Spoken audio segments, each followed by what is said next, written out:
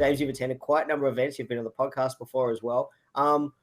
Welcome, and do you want to maybe just do a quick introduction of who you are and what you do at Emirates Skywards for those that might not have met you before? Fantastic. Thanks, David. Great to be here, and thanks for the opportunity.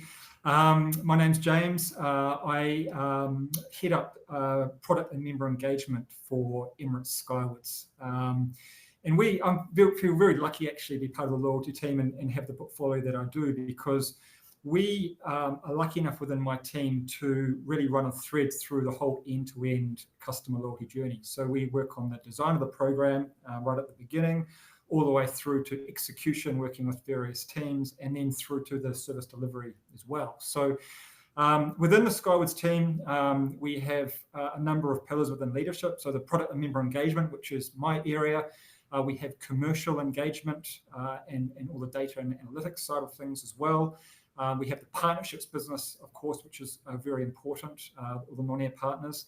And then we have the strategic enablement, which work with all of the enablers within the organization, in particular the likes of IT and other parts of the digital business to ensure that we can deliver the product. And obviously all reporting through to Dr. Najib Ben-Khedr, who is the head of Emirates Skywards. So my area, product and member engagement, we get to weave through from product design, really the propositions on Emirates, Classic Rewards, upgrades.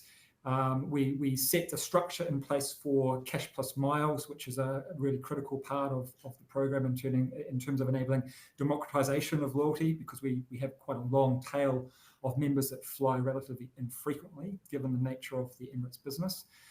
We also look after miles retailing. We also look after all the tier structure, all the status and benefits within Skywards. And then, as I said, through to service delivery of the program. So having really close relationships with reservations and contact center teams, airport teams, service delivery, in-flight, customer affairs. So very lucky indeed to really get a pretty good generalist view of everything going on in the organization, by virtue of the fact that loyalty, as we all know as loyalty practitioners, touches everywhere. I'm lucky with my team to have a little bit of a tentacle touching many parts of the airline, and we look to add as much value as we possibly can to the core airline business. Fantastic introduction, and probably a really good overview as well about the complexity of a loyalty team, and what goes into, I guess, as a loyalty program manager in a major, a major airline. And speaking of which, I mean, the main proposition, for an airline frequent flyer program has always been, that members of the program, they're saving up their points and their miles, they want to redeem a free seat sometime in the future, and obviously airlines can provide those aspirational rewards, whether it be by way of aspirational destination or a premium class of travel. Obviously, Emirates is a premium airline, very well rewarded and well regarded for its business and first class product. And obviously highly sought over by frequent flyers as well. And there's been some news recently for the program in terms of how you're managing some of that award inventory. Can you talk a little bit about what's been happening, in case somebody hasn't caught up with the news lately? Yeah, well, for sure. I mean, you're absolutely right. So delivering on the promise is absolutely central to everything that we do. It's a metric we monitor very, very closely.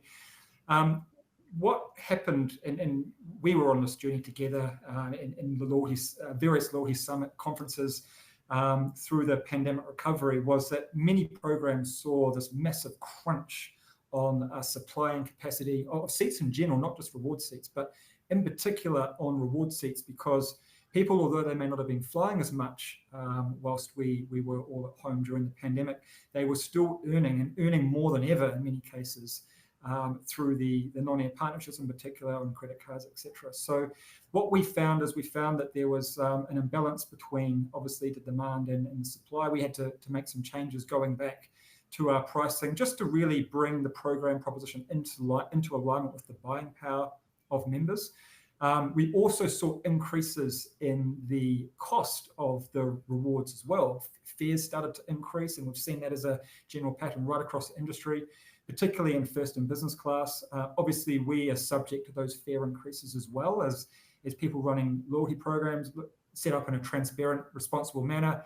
We are effectively purchasing those seats off the airline. So we had to really adjust to what was kind of almost a new normal, a term overused a little bit during the pandemic, but we had a new normal in loyalty. So we had to make some calibrations.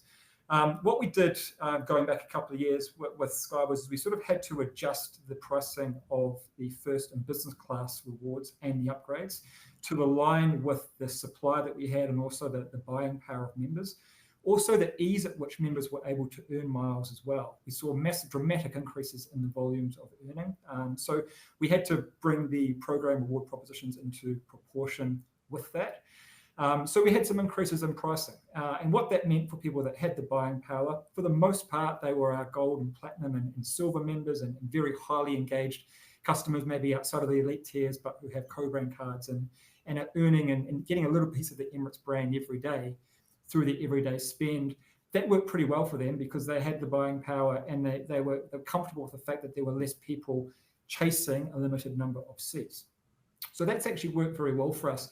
What we've been able to build back to is a position where 1 in every 8 Skywards members who are flying on any given Emirates flight are utilising their miles in one way, shape or form, whether that be through an upgrade, which is by way of popularity, the most popular Skywards reward in terms of aspiration, and also the mix of the miles redeemed, the full fare classic rewards, and cash plus miles as well, which I mentioned earlier, which services the very long tail of customers. The network nature of Emirates means that many people will fly once or twice a year, or maybe even once every 2 or 3 years. And what we needed to do is to ensure that there's value in the program for those individuals. You look at the typical Emirates customer can be quite diverse. You've got people that are based in our home market in Dubai who are flying weekly, but you have people like my parents who are in New Zealand who might take a trip to the United Kingdom once every 3 years. So we wanted to have relevance in the program for everyone, and Cash Plus Miles enables that. So we have about, as I mentioned, 12% of all Skywards traffic or passengers are utilising miles, so 1 in every 8. That's an improvement from about 1 in every 10, 1 in every 11, going back to last year and even before the pandemic. So although we've increased some aspects of pricing, we've made it easier for people to earn through the everyday lifestyle and continue to maintain this baseline of being able to deliver on that promise. You alluded to the fact that we've made some recent changes. That's specifically with regard to first class. Obviously, very, very highly aspirational. And really, it's a little bit of an evolution in the journey of a luxury brand or a luxury product positioning. We'd really reached a stage where, obviously, first class classic rewards, very, very highly sought after. We found that the majority of customers who are actually redeeming in these cabins are in the elite tiers in any case. But what we wanted to do is we wanted to enable more access for the most engaged and highest contributing customers. So in terms of luxury brand positioning, we felt that now was the right time to do that. We're in a position where we've really fully returned in terms of capacity in our network post-pandemic. We have a huge number of business class and also economy class seats available for individuals who are perhaps less engaged and not in the premium tiers. But we got to the stage where we felt that certainly with first class, we needed to make that exclusive. Not an easy decision to make. I do, as a loyalty program designer and manager, I do definitely like to take kind of a libertarian approach to minimizing the rules. And we looked at a number of different options, but this was one ultimately we felt would strike the right balance. And the feedback has been very, very positive from our highest contributing customers, and that was really what we were aiming to do, and we'll continue to move forward on that basis. By the same token, providing more and more reward options for everyone else. If I look at our program active members, those earning or redeeming miles in any given month, about 13% are in the premium tiers, 13%. So that would be your silver, gold, and platinum. Those are your program actives, but overall, in terms of our total membership base, that's about 2%. So it's very, very much at the top echelon. But it has been, initial indications suggest that that's been a popular decision. So just a couple of questions, because there's some fantastic subjects that you covered there, topics that you covered there. Um, in terms of the recent changes in terms of first class, was the thinking along the lines of, look, obviously highly aspirational, clearly one of the options that's always on the table as well, we can skyrocket the cost, in terms of miles. But at some point, if you get into the gazillions of miles required to redeem, it's pointless. It's no longer aspirational. And the only people that can afford to redeem those seats are the people that, are flying you every week anyway on managed corporate contracts, and they're not going anywhere anyway. So you'd be incentivizing the wrong people and not incentivizing the people you want to. So obviously that's a worse evil. Was the thinking around this in terms of, look, there's never going to be enough seats to satisfy everybody that wants to aspirationally redeem for these, but we want to try to make the inventory as widely available to our members as possible, so that, so that everybody gets a fairer chance at being able to redeem, obviously once they have accumulated the right number of miles, and obviously with a view to your most engaged customers. Is that just to delve a little bit deeper? Is that the thinking behind this? Yeah, somewhat. I think what's happened in particular through the pandemic recovery, and this also started 2018, 2019, is we really developed a global footprint. So we really moved beyond being a home market centric, and really look to have a much stronger presence for earning and everyday engagement for members who are based outside of Dubai. And it's important to remember that we are a global carrier, so we have large markets. I mean, even our membership base, our largest membership base is actually the UK. The US is now second. The UAE and India are actually sort of around third equal, and then Australia comes fourth. But the number of members we have in the UK and the US are now significantly higher than our home market.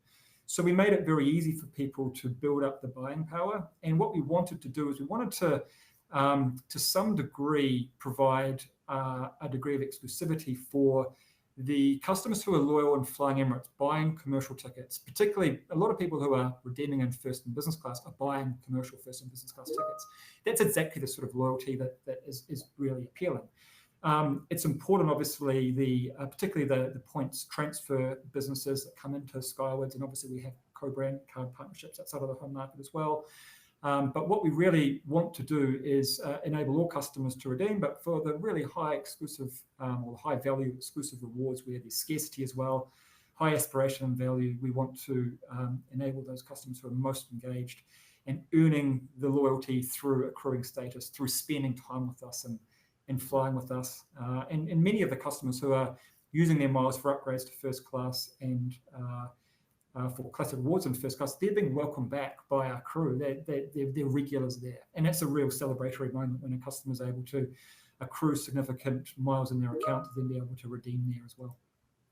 And you mentioned just trying to strike the balance between your regular customers and, as you say, some of your most engaged that are actually regularly buying premium fares. Obviously, they're highly sought after customers by any airline. At the same time, from a loyalty manager's perspective, it's always a bit of a challenge in terms of, well, some of these customers that are regularly buying first and business class fares, they don't necessarily need to. Yes, we need to look after them. The airline brand needs to look after them, but the loyalty program doesn't necessarily need to overly incentivize them, because they're already doing the behavior they're doing, and often through managed corporate contracts, or in the US we see this quite often. And actually in a lot of European hubs, we see this behavior quite often. Depending on where you are living or where your office is located, for example, there's really only one airline that services that destination or that origin. So you're kind of locked in by other factors beyond the loyalty program benefits. So it's always a challenge as a loyalty program manager in terms of designing the program to incentivize the right people. But you mentioned a few times now the long tail. Those people, especially as a global international carrier, people doing long distance trips, they're not commuting, in my backyard here between LA and San Francisco every week. They may be doing that trip from Australia or New Zealand to the UK once every 2 years, but you still want those people to join the program. You still want them to perhaps engage with partners, maybe even pick up the co-brand card if there's one available in their market, or at the very least, you want them to be an airline of choice when they're looking at their next international trip. And if the aspiration rewards are only available for those that are regularly flying or regularly purchasing cash premium fares, it's really hard to kind of, I hate to use the word, but to sell the benefits of enrolling and engaging in the program to those long tail customers. I'm wondering the way, in terms of how you think about the strategy about those. You've mentioned cash plus miles as being a really important aspect of that. And I know a lot of people in the industry kind of they're like, cash plus miles, it's usually horrible value. Some programs treat it as just a way to cheaply get, outstanding, balance off the books. It's kind of like a tokenization of we're offering something, but we're not really providing it a value. You think a little bit differently about cash plus miles on this. Can you just you've mentioned it a couple of times. I'd love to dive a little deeper into your thoughts on this. Yeah, sure. Well, it's important also to remember that cash plus miles is universal. So, and like a lot of airlines offer this as well. So that's any Emirates flight. So any of the 480 odd flights per day that Emirates operates, any seat can be, miles can contribute to a discount effectively on the fare. So when you talk about, the aspirational rewards or using miles to get value in first and business class for anyone, that is there. It's obviously, the ability for an individual to build up a large balance to get a classic reward in first class now, which we've ring-fenced. But in terms of the value proposition for cash plus miles, look, we've found that it's worked very, very well for Emirates, and it's helped all those things you talked about. So it's helped enable Emirates to be the carrier of choice. The way we've always positioned it, rather than availability universally on any flight or any seat, which it enables, which many airlines position this sort of product as being about access. We've always positioned it as being about value and getting a discount off your next flight or your next ticket. So it almost becomes irresponsible for a member who might be flying Emirates for the first time to not join the program because they're earning a bunch of miles and they might get $30 or $50 off their next Emirates flight. So that's one aspect. And the other aspect is, why else would you join? Well, we'll give you a free Wi-Fi. And we give you a little bit of something in return for the fact that you're taking the time to join. And obviously, when someone joins the program, they're giving us permission to store and ultimately utilize their data. And we will look to promise to do a little bit better in personalizing their journey once we understand a little bit more about them as well. So that's kind of the way that we position it.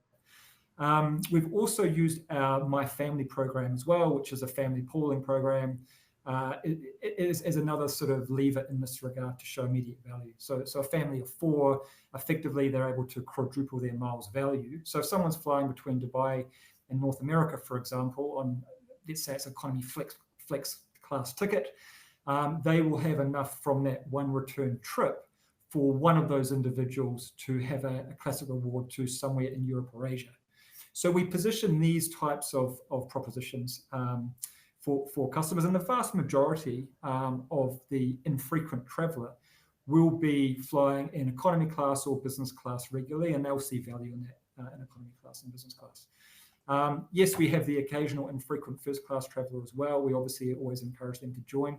In fact, if someone's flying once or twice in first class on Emirates, they're often eligible to get an upgrade on their next ticket just by virtue of the very rich nature of earning in first class on Emirates. So we definitely feel that we can position a pretty good value proposition for everyone. Cash plus miles is very much part of that. But it does enable, we talk about sort of true democratization of loyalty. It does enable that currency to be available on any aspect of Emirates. We've seen a big spike. In fact, I was just looking at some of the numbers a few weeks back before we announced our annual results. And we did just over 1 million cash plus miles transactions in the last full financial year. Vast majority of that being tickets. So you could say close to 1 million cash plus miles tickets for a year, which was a decent growth on the previous year. But we also had introduced cash plus miles on ancillary products as well. So when you think about the entire basket, seats and excess baggage, that's playing more and more of an important role in terms of the overall merchandising within the Emirates shopping flow, the ability for customers to use the accumulated miles on seats and bags at a reasonable rate, somewhere in the vicinity of 5,000 miles equating to $40. That's been quite popular as well. And we've seen probably, I've got a pretty good gauge that there's a decent amount of incremental revenue there. So someone who might not otherwise have gone for may not have otherwise gone for a seat selection will burn 2,500-3,000 miles to enable that, and they'll see value in that. So So that's been quite a good story, and we're looking to expand on that as well. You mentioned kind of relevance communication or personalized communication, and it's quite timely. I mean, we have a session coming up which you'll be speaking with in London in a week or so, and I think it's on the topic. The topic is relevance versus personalization, and it's funny because I feel we've been talking about this for years, and we probably will be talking about this for years. But there's these extremes, right? There's every brand touts that they're personalizing their communication and all the rest of it, and we joke that personalization is not dear James, which half the time, as we see in our inboxes, they don't even get that right.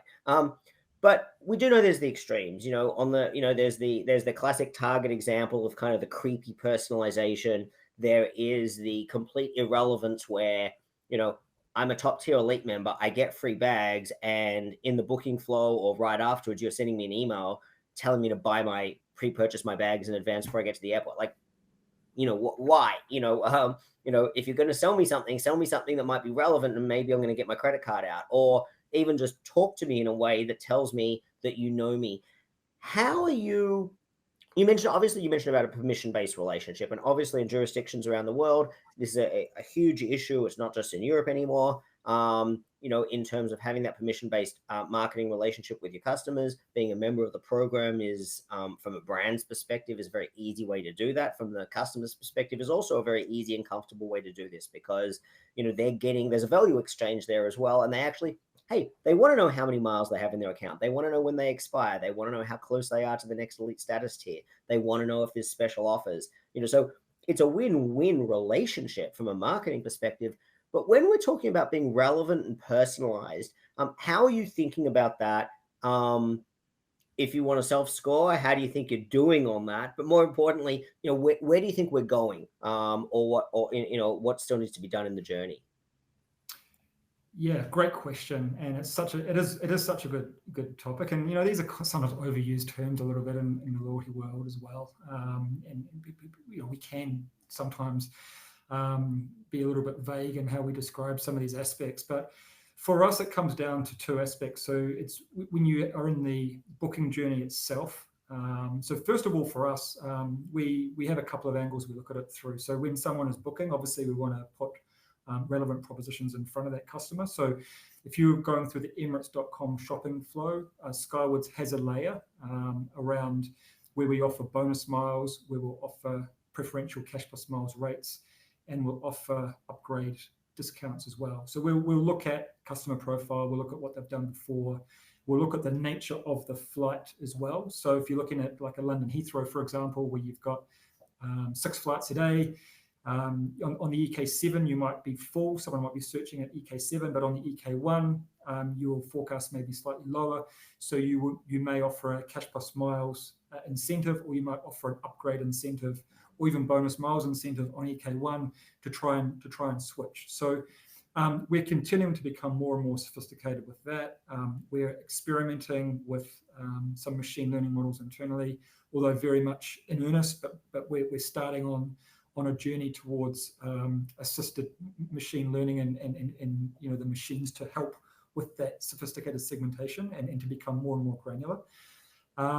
On the other side, in terms of our lifecycle communication, really important aspect, really centered for us around the onboarding process. So we'll be reasonably relevant around the onboarding messaging based on the type of customer, where they're based, whether they have joined and they have a forward booking in play or not, whether or not they are booking, say, in the next 2 months, or whether they're booking in 6 months. We will be a little bit specific around the sort of communications that go there. And then our statements, absolutely critical. So the monthly statements going out to all of our 12-month program active members. We have about 10,000 versions of that statement, and that's becoming more and more granular. It's going out to a large global membership base. And we've got various languages, etc. as well. So I wouldn't necessarily count the languages as being personalized so much. I think that's an expectation. But when I think about the statements and the various content blocks, there's about 67,000 various different types of combinations there. And I look at it very much almost like pixelation, kind of going back. I've used this metaphor with the team in various forums where we sort of say, well, kind of 1970s like video graphics, 1980s video graphics, 1990s, where we are today, HD. If you think about HD being where we are today, it's kind of where we all want to get to. Hey, we're probably somewhere in the late 80s in terms of this industry and where we want to get to. We're getting better. I think we're better than we were when I first started talking to you about, I think it was 2018 we first met. I think we've come a long way since then. And obviously, in terms of, people talked a lot about artificial intelligence even back then, and it was kind of overused. But I think what we're starting to see now is genuine use cases that have meaningful benefit, but everyone is still learning, and we're rolling these out slowly and very cautiously. And this is all traditional AI, analytical AI, and certainly not anything in the Gen AI space in this regard in terms of what we're doing at Emirates. So yeah, we're moving in the right direction. Are we moving as fast as we'd like to? Probably not. Are we going as fast as other industries? The gold standard probably being retail. No, we've got a ways to go. But are we getting better? Yes. Do we need to invest more? Yes. Do we need to invest in the right technology? Yes. And also we have to work with the various limitations around that all the airlines face. We're no exception, but we have to work with legacy systems and do our best to integrate and also ensure that there is security. Absolutely paramount. Our number one priority as an airline is always safety. And that extends beyond our operation to the way we handle our members' personal information, personal data as well. So we take a very, very cautious approach. We continue to refine. Over the years, if I think back 10 years ago in this industry, segmentation would be kind of limited to where someone lives and what tier status, what's their status. For Skywards, that would be your silver, gold, or platinum. Where do you live? So we've come a long way since then. We're looking at activity now. We're working a lot more closely with our partners, particularly on the financial partnership side. We're looking at really the whole lifestyle footprint. We're looking at obviously the like for likes, lookalike models. The future is very exciting in terms of what technology is enabling and what you could potentially do in terms of large language models and things like that. But yeah, that's something that we're looking at over the horizon, and we're excited about the opportunity. But we've got a ways to go to get there. And I think the industry at large has a ways to go to get there. Just to as we sort of finish off the last few minutes, just as you say, we've had a lot of conversations over the years. The industry is always in a state of flux. But obviously there's been a lot of upheaval, a lot of changes in the last 6 years. The pandemic was to some degree, well, obviously a disruption, but it was also an excuse for a lot of airlines around the world to dramatically change perhaps their capacity models or their approach to things, which in the absence of the pandemic, they might have got to, but it would have been, little increment. And to some degree, it gave them an excuse to make some large changes. Now, we've seen some very positive changes, particularly from loyalty programs over time as well. There was a trend before the pandemic, worldwide, to kind of ignore those long tail of customers and really just focus on those top few percent, even though they were highly dilutive and perhaps the program wasn't really incentivizing much behavior change. And we saw during the pandemic, by way of force, that, well, actually, hey, programs around the world were like, well, we can't ignore our once-a-year flyers now because our managed corporate customers are sitting at home. the McKinsey consultants aren't flying anymore. So it's not all been negative, and I wanted to kind of frame it as it's not all been negative, but what we have seen around the world, whether it's airline programs, hotel programs, many retail programs, and you see this as well, you're also a consumer. You're not just a program manager. It's devaluation after devaluation after devaluation. When I mean that, I'm talking about whether it be the delivery of elite benefits, whether it be, my points and miles, aren't going to get me a free night or a free flight, anywhere near what they used to anymore. So therefore, if I'm not a weekly traveler, whether it be a hotel or an airline, whatever it might be, is it even worth being loyal anymore? Or, is it worth being loyal to one brand, whether it's airline or hotel? Maybe I've got a couple of favorites I'll split between, and, I'm not pursuing top tier status anymore because it's just, the effort, is not going to deliver me a commensurate rate of benefits. The juice ain't worth the squeeze, as they like to say. What's your take on that right now? Two-part question. I mean, do you agree with that is a challenge in the industry right now? There's been a bit of a direction in that. And then the second part is, obviously you kind of alluded to the complex nature of airline operations and the other parts of the business that you have to work with. There's always pressure from people outside of loyalty to, oh, this is an easy way to squeeze some margin or perhaps cut costs. Do you feel the same at Emirates, or given the kind of unique nature of the Emirates model, you feel a little bit immune to that pressure that perhaps other program managers or that other airlines are facing? Any thoughts? And feel free, obviously, to pass on some of those aspects if it's a bit too sensitive. Sure. So no, it's an important question.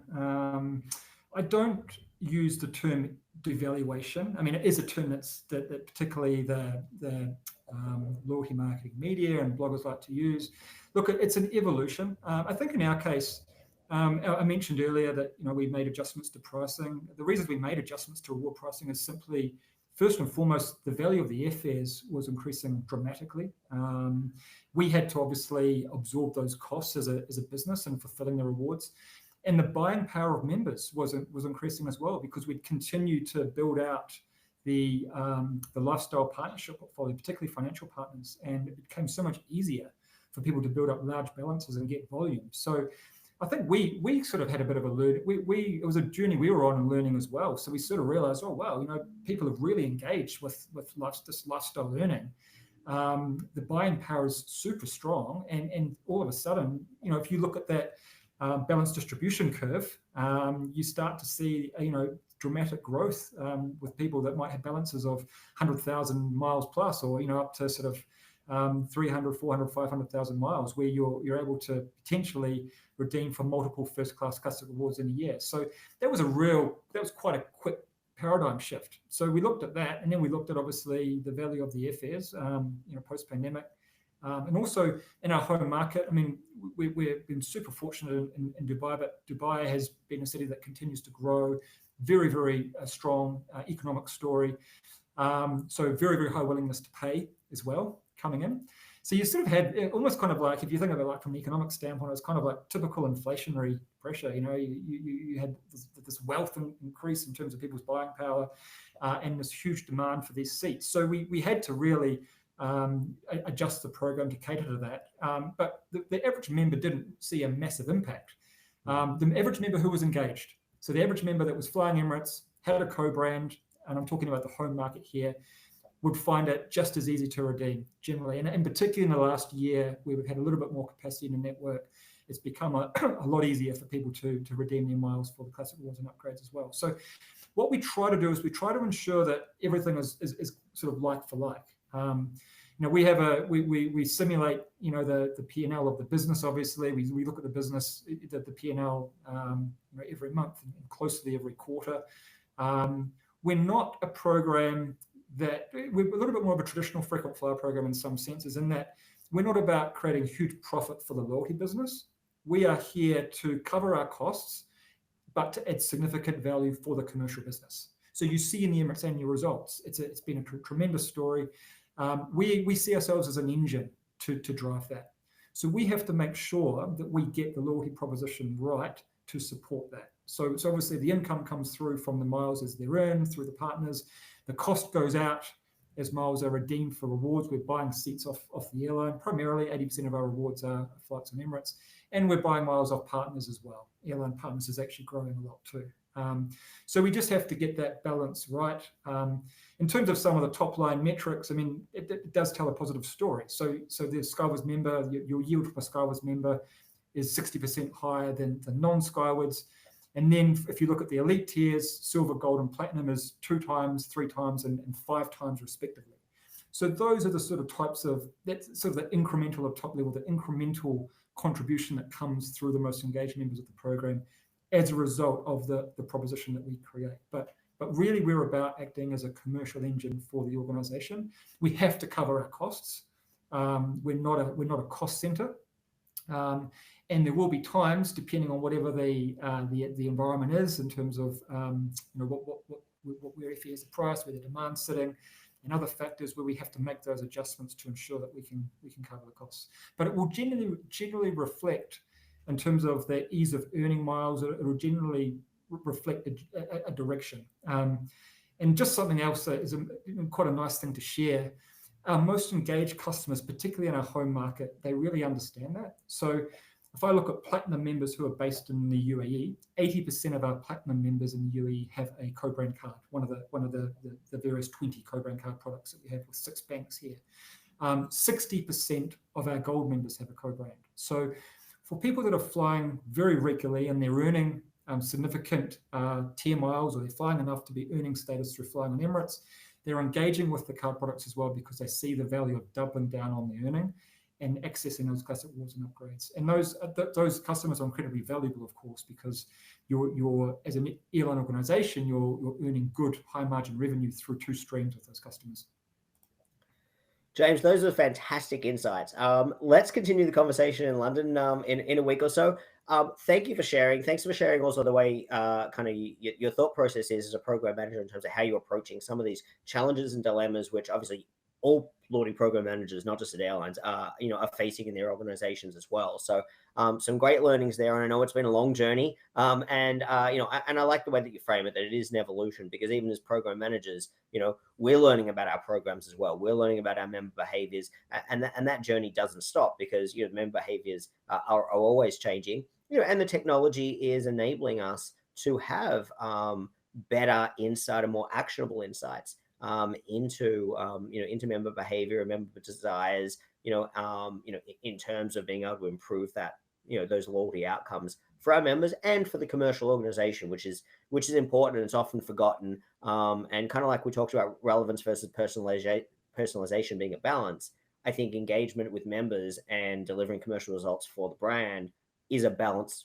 as well. And you get the best results when you're somewhere in the middle of that rather than at the extremes. James Curry, as always, it's always a pleasure to talk to you.